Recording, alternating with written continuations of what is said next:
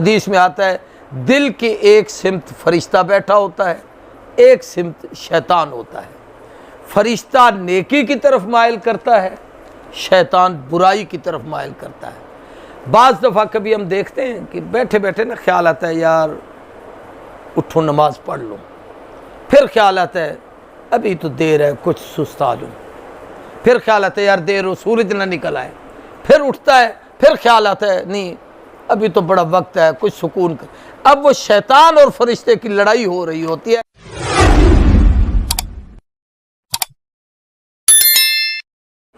یہ مختصر سا تعارف ایمان والوں کا سب سے پہلے قرآن مجید نے کیا۔ اب یہ جو اگلی دو چھوٹی اس میں کفار کے حالات کا خلاصہ بیان کیا ہے، کیونکہ مکی زندگی میں دو قسم کے طبقے تھے، مومن اور کافر۔ مدنی زندگی میں تیسرا طبقہ منافقین کا مل گیا تھا۔ قرآن کا ایک مزاج بھی ہے کہ الاشیاء تعرف بالازداد، مقابل کی چیز بیان کی جائے تو پھر آدمی کو سمجھ جلدی آتی ہے۔ روشنی کی بات کرنی ہو تو ساتھ اندھیرے کا بھی تذکرہ کرو، پھر پتہ چلے گا روشنی کتنی بڑی نعمت ہے، اندھیرا کتنی بڑی مصیبت ہے۔ آپ نے خوشی کا تذکرہ کرنا ہے ساتھ غم کا بھی کریں، پھر پتہ چلے گا خوشی کتنی نعمت ہے، غم کتنی بڑی مصیبت ہے۔ اسی طریقے سے ایمان والوں کی خوبیوں کے ساتھ فوراً کافروں کا ذکر کیا تاکہ ان کا عذاب، ان کی گرفت، ان کی مصیبت ہمارے سامنے ہو تو آدمی کفر سے بچے گا۔ فرمایا ان الذین کفروا، بے شک وہ لوگ جنہوں نے کفر کیا، محرومین عن القرآن، یعنی قرآن کی ہدایت سے جو لوگ دور رہیں گے، وہ لوگ جنہوں نے کفر کیا، سواء علیہم، برابر ہے ان پر، اانذرتہم، آپ ان کو ڈرائیں، ام لم تنذرہم، یا ان کو نہ ڈرائیں، لا یؤمنون، وہ آپ پر ایمان نہیں لائیں گے، قرآن پر ایمان نہیں لائیں گے۔ اب یہ ہے کہ بھی وہ کیوں نہیں لائیں گے؟ نبی کریم صلی اللہ علیہ وسلم جب دعوت دیتے تھے، یہ آیت دراصل حضور کی تسلی کے لیے اتری ہے۔ ظاہراً کافروں کا تذکرہ ہے، حقیقت میں رسول اللہ کو تسلی دینا کہ مکی زندگی میں آپ نے بڑی محنت کی، تبلیغ کی اور بڑے مصائب برداشت کیے مکی زندگی کے، لیکن تھوڑے سے لوگ مسلمان ہوئے۔ پھر مدینے میں آئے تو منافقوں کے فساد بھی پالا پڑ گیا، تو اللہ نے حضور کو تسلی دیتے ہوئے کہا کہ یہ ایمان لائیں نہ لائیں اس کی پرواہ آپ نہ کریں، آپ بس اپنا کام کرتے چلے جائیں، نتیجہ رب کے حوالے کر دیں۔ اس لیے فرمایا یہ مانے نہ مانے، ایمان نہیں لائیں گے تو اس کی پرواہ آپ کو نہیں کرنی چاہیے، یہ کافر ہیں۔ اب یہ کافر کیوں بنے؟ ایک بات ذہن میں رکھیں، یہ نہیں کہ اللہ نے ان کو کافر کر دیا ہے اس لیے کافر ہیں۔ اللہ نے نبیوں کو بھیجا، وہ ہدایت لے کر آئے، اللہ نے ہمیں عقل دی، عقل ہماری اس ہدایت کے مطابق رہنمائی کرتی ہے۔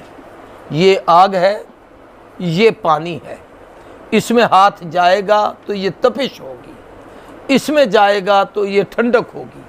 اب اس کے جاننے کے باوجود ایک آدمی تپش میں ہاتھ ڈال رہا ہے تو اس کا مطلب ہے کہ خود بخود عذاب میں جا رہا ہے، اس میں رب کا کوئی قصور نہیں۔ اللہ نے تو عقل سے دونوں چیزیں واضح کر دی ہیں۔ تو فرمایا یہ کافر جو ہیں جن کو آپ کی نصیحت فائدہ نہیں دے گی، یہ وہ لوگ ہیں جن لوگوں نے اللہ کے احکامات کا مذاق اڑایا اور اس کو قبول نہیں کیا۔ آگے فرمایا ختم اللہ علی قلوبہم، قرآن کے محروم لوگوں کی کیفیت یہ ہے کہ اللہ نے ان کے دلوں پر مہر لگا دی۔ قلوب قلب سے ہے، قلب کا معنی تو دل ہوتا ہے، لیکن قلب کہتے ہیں پلٹنے کو، دل بھی یوں ہلتا رہتا ہے، پمپ ہوتا ہے، کھلتا ہے، بند ہوتا ہے۔ دوسرا دل کو دل اس لیے بھی کہا جاتا ہے کہ یہ کبھی نیکی کی طرف، کبھی بدی کی طرف، کبھی خیر کی طرف، کبھی شر کی طرف، یہ بدلتا رہتا ہے۔ اس لیے حدیث میں آتا ہے ان قلوب عباد الرحمن بین اصابع الرحمن، اللہ نے بندوں کے دل اللہ کی دو انگلیوں کے درمیان ہیں، تو وہ اللہ کی انگلیوں کے درمیان ہیں، کبھی وہ اس طرف کبھی اس طرف۔ حدیث میں آتا ہے دل کی ایک سمت فرشتہ بیٹھا ہوتا ہے، ایک سمت شیطان ہوتا ہے۔ فرشتہ نیکی کی طرف مائل کرتا ہے، شیطان برائی کی طرف مائل کرتا ہے۔ بعض دفعہ کبھی ہم دیکھتے ہیں کہ بیٹھے بیٹھے نا خیال آتا ہے یار اٹھوں نماز پڑھ لوں، پھر خیال آتا ہے ابھی تو دیر ہے کچھ سستا لوں، پھر خیال آتا ہے یار دیر ہو سورج نہ نکل آئے، پھر اٹھتا ہے، پھر خیال آتا ہے نہیں ابھی تو بڑا وقت ہے کچھ سکون کر۔ اب وہ شیطان اور فرشتے کی لڑائی ہو رہی ہوتی ہے، شیطان راستہ دکھا رہا ہوتا ہے ہدایت، فرشتہ دکھا رہا ہوتا ہے ہدایت کا راستہ، شیطان ادھر لے جاتا ہے، اب دل ان دو کے درمیان پھنسا ہوا ہوتا ہے۔ تو یہ ہے اس کا پلٹنا۔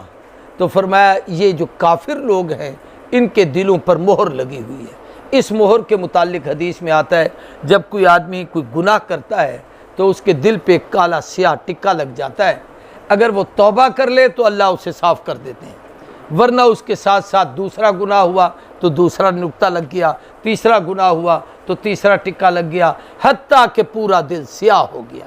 پھر کسی کی نصیحت، کسی کی دعوت، کسی کی تبلیغ اس پر کارگر نہیں ہوتی، بعض دفعہ اپنی اولاد نہیں مانتی، بعض دفعہ اپنا خاندان نہیں مانتا۔ نوح علیہ السلام کی بات اولاد نہیں مانی، ابراہیم علیہ السلام کی بات اپنے باپ نے نہیں مانی۔ تو ایسا بھی ہوتا ہے، یہ بات نہیں کہ نبی محنت نہیں اتنی کرتے، انبیاء کو ان کی محنت کا اجر ملے گا، لیکن ان کے ہدایت پر نہ آنا اس سے اللہ کے نبی کو دل برداشتہ بھی نہیں ہونا چاہیے، اور یہ بھی نہیں سوچنا چاہیے کہ ہماری محنت کا کوئی فائدہ نہیں ہوا، اللہ اس کا اجر ضرور دے گے۔ اللہ نے مہر لگائی ان کے دلوں پر، وَعَلَىٰ سَمْعِهِمْ، اور ان کے کانوں پر۔ دوسری جگہ پر ہے ان کے کانوں میں ڈانٹ ہیں، وہ جیسے کوئی چیز کپاس یا لکڑی دے دی جائے تو آواز اندر نہیں جاتی، مطلب یہ ہے کہ یہ حق سن رہے ہیں سمجھتے نہیں ہیں، دیکھ رہے ہیں تو اتنے اندھے ہیں کہ اس دیکھنے کے باوجود اس کی طرف آتے نہیں۔ وَعَلَىٰ أَبْصَارِهِمْ غِشَاوَةٌ، اور ان کی آنکھوں پر پردے پڑے ہوئے۔ یہ ان کفار کی کیفیت ہے، جیسے وہاں ایمان والوں کا نتیجہ تھا کہ وہ ہدایت پر ہیں اور کامیاب ہیں، یہاں نتیجہ ہے وَلَهُمْ عَذَابٌ عَظِيمٌ، ان کے لیے عذاب ہے جہنم کا جو بہت عظیم بڑا عذاب ہے۔ یہ آخرت کا نتیجہ ہے، دنیا میں ذلت اور رسوائی، اور آخرت کا نتیجہ یہ کفار کا بیان کیا۔ دو طبقے بیان کیے، اہل ایمان اور کافر۔ مومنوں کے اللہ نے ان کے صفات بیان کیے، اس کا نتیجہ بیان کیا، کافروں کی خباثت بیان کر کے اس کا نتیجہ بیان کیا۔ یہ آج ہم نے پہلا رکوع پڑھا ہے، انشاءاللہ پھر اگلا رکوع اگلے ہفتے اور اتوار کو سبق ہوگا۔ اللہ عمل کی توفیق عطا فرمائے۔